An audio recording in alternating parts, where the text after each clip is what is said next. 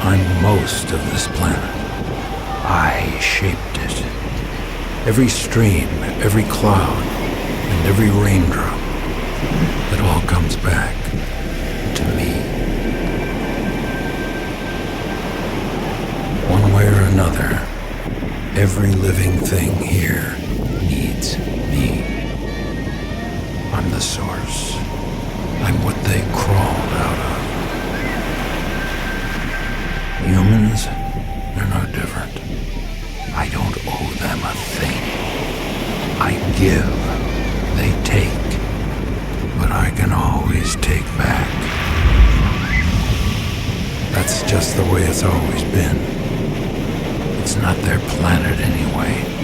Never was, never will be. But humans, they take more than their share. They poison me, then they expect me to feed them. Well, it doesn't work that way. If humans want to exist in nature with me and off of me, I suggest they listen close. I'm only going to say this once. If nature isn't kept healthy, humans won't survive. Simple as that.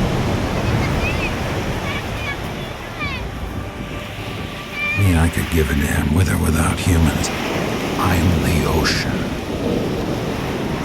I covered this entire planet once, and I can always cover it again. That's all I have